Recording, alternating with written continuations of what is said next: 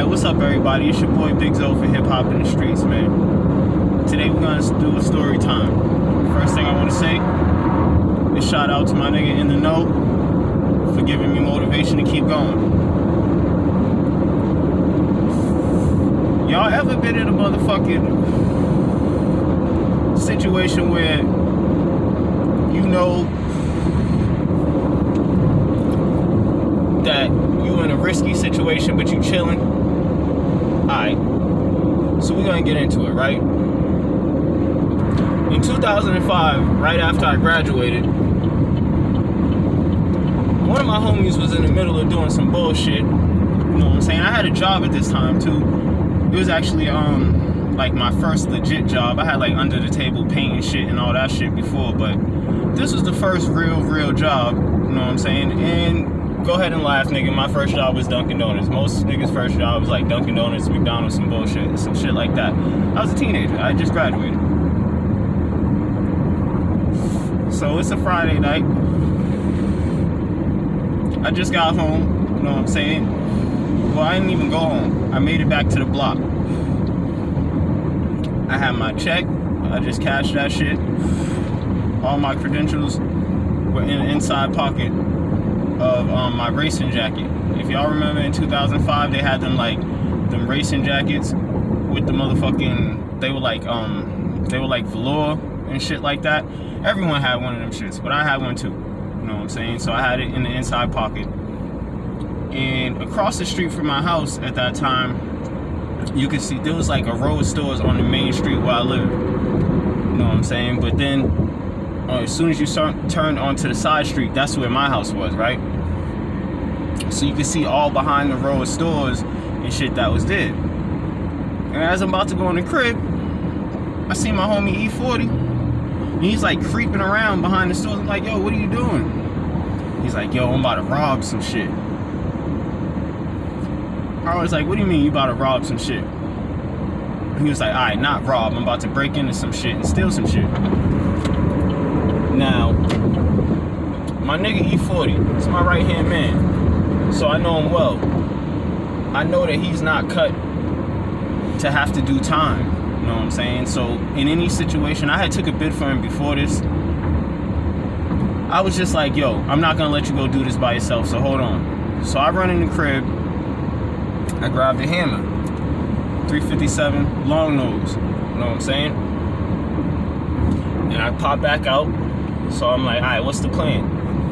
This nigga wants to break into the motherfucking cleaners because he seen the nigga leave and he knows where the money is. Alright, cool. We break it into the cleaners. So boom. We get in there. Now we're in the cleaners.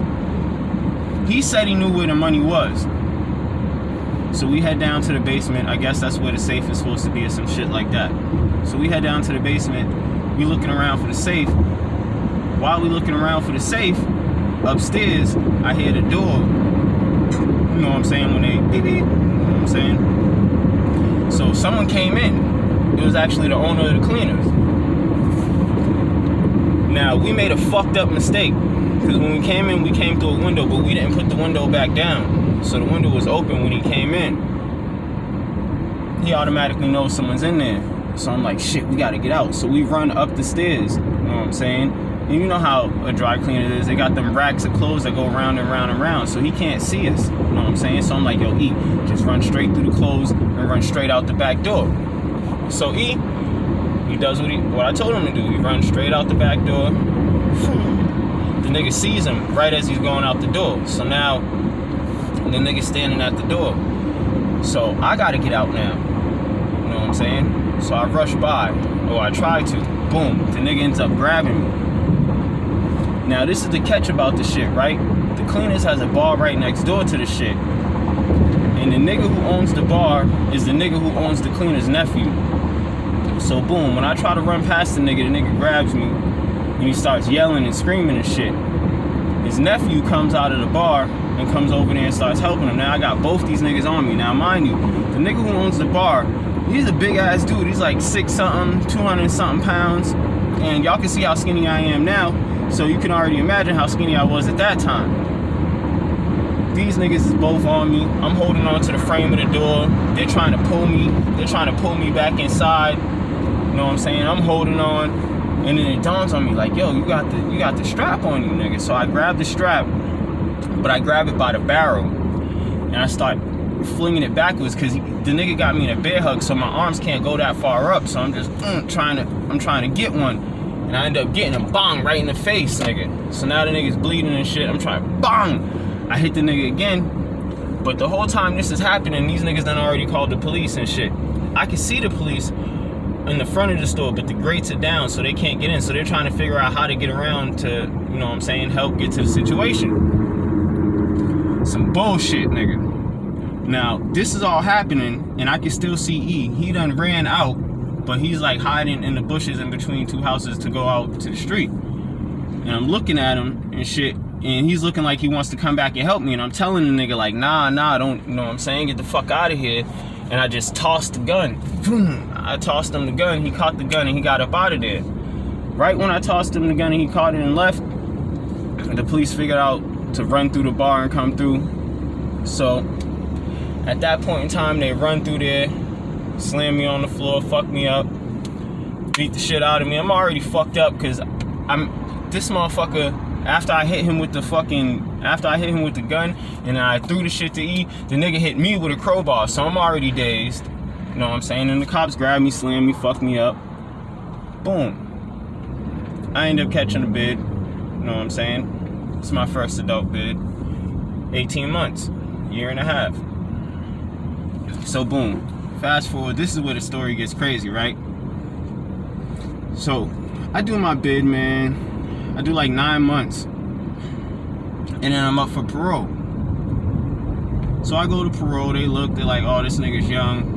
He just got out of high school, this is his first adult case. They can't see my juvenile record because that shit's diesel. But they're looking like, alright, we're gonna give him parole. So they grant me parole. Now they grant me parole on a Friday. And I get released after the weekend's over, so I get released on Monday. So I gotta make it through Saturday and Sunday, and then I'm going home. So my plan for this is, now I'm in a minimum custody dorm at this point in time because I got granted parole, I'm short time, whatever. You know what I'm saying? I was in CWP, it's called Community Works Program. It's a unit where they take you out every day, and you probably see these niggas every now and then. They take you out every day and you go pick up trash and shit on the side of the road and clean out fields and shit like that. So the weekend you don't go out at all. So I know I'm gonna be stuck in this little ass unit, small unit, only got like 20 something motherfuckers in it. No, 30 something, 36 people. It has 36 people in the unit. And we all like short time, we're all close to going home. Some of us are going home on parole, some of us are wrapping up the time and going home clean, off paper. So what ended up happening is, I'm like, fuck it, I gotta stay in here through this whole weekend, I'ma sleep through the whole shit. And if y'all know anything about what goes down inside the joint, y'all know that the white boys usually, you know what I'm saying, they have a hustle with selling pills. You know what I'm saying? They usually get the psych meds and shit like that, and they sell them. So cool. I hit one of the white boys to get some Seroquel. If y'all know anything about Seroquel, that shit put you out, nigga. And I really want to be out. So it's like, it's the end of the night, Rex over or whatever. I cop the shit. I go back to my little dorm room, crush it up, sniffs the shit, go in the bathroom to brush my teeth. Now, there's a younger nigga on the unit. The youngest nigga in the whole jail. The nigga's 17. The nigga name was Cuddy from H Block. This nigga, I'm not even gonna lie, this nigga was bullying grown ass men. This nigga was having these niggas scared, right? So, and he was doing all kind of crash shit because, like I said, he doesn't know the politics of being older and being in an adult prison. He just knows about, you know what I'm saying, being a juvenile. So he does some crazy shit, and he takes somebody whole fucking canteen back while we're all out in the bathroom messing around and doing what we're doing and hollering at other niggas in other cells and shit like that. This nigga crept over there, took this nigga's whole bag and breezed with it. I'm the only person that's seen this shit happen. You know what I'm saying? But Cuddy was cool with me. And, like, you know, there's cliques and shit like that. So, basically, if you was from somewhere, y'all were cool. Unless y'all had beef. Y'all hoods had beef or whatever. So, everybody who was from somewhere who was notable, reputable in the streets, they were cool with each other. So, we was cool. You know what I'm saying? I'm talking to my nigga who's in my cell. Another reputable street nigga. And I'm just telling him, like, yo, this nigga Cuddy's wildin', dog. This nigga took this nigga shit. Now, I don't know what the fuck happened from that point on, but somehow the word got back to the nigga that I knew who took the shit. So the nigga comes talking to me about the shit, like, yo, who took my shit, who took my shit? I'm like, yo, I don't know who told you I knew who took your shit, but I don't know who took your shit. I ain't got shit to do with the shit. You know what I'm saying? It is what it is. So I go to the bathroom, brushing my teeth, the nigga walks off. But then he like goes to his room, he straps up, nigga. He puts his shoes on, tucks his fucking uniform in his socks, nigga, ties his shoes tight and comes back. I'm in flip-flops in the bathroom already. You know what I'm saying?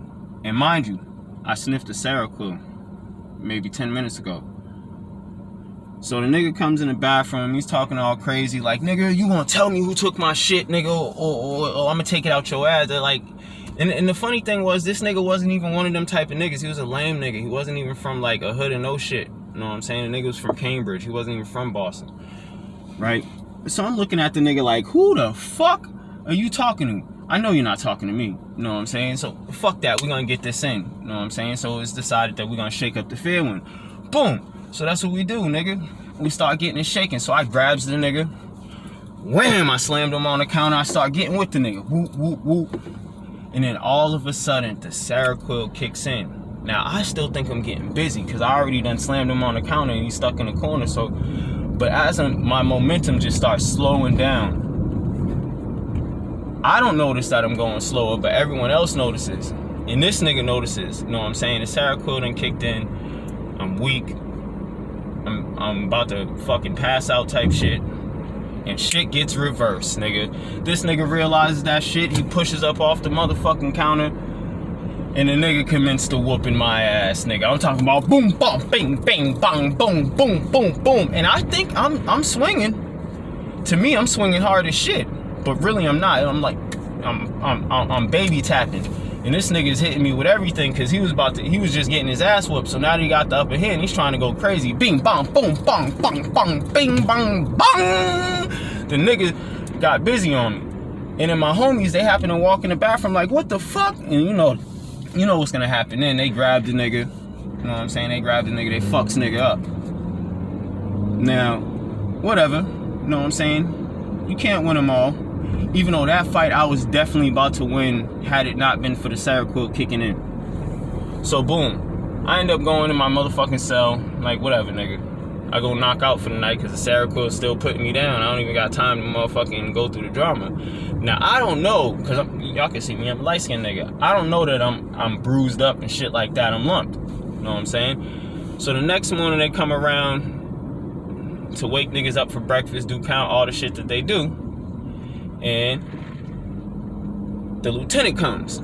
I ain't got out the bed yet because one, I done sniffed the motherfucking Seroquel, so I'm extra tired, and two, I think I got a mild concussion because this nigga done fucked me up. Alright, cool.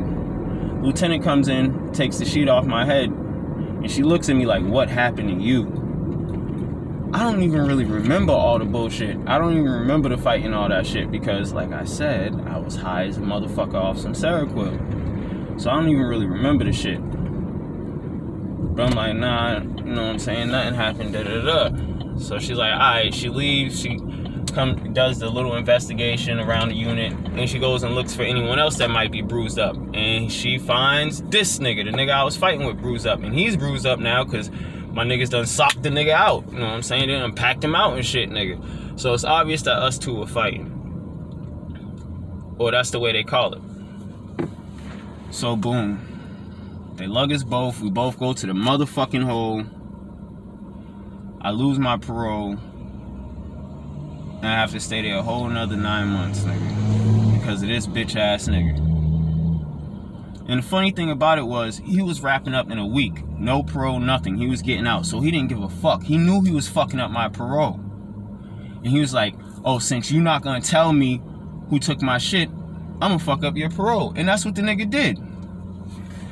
Sometimes staying solid doesn't motherfucking pay off. It's the moral of this story. It's your boy Big Zo for Hip Hop in the Streets, man. I'm out. Y'all stay blessed.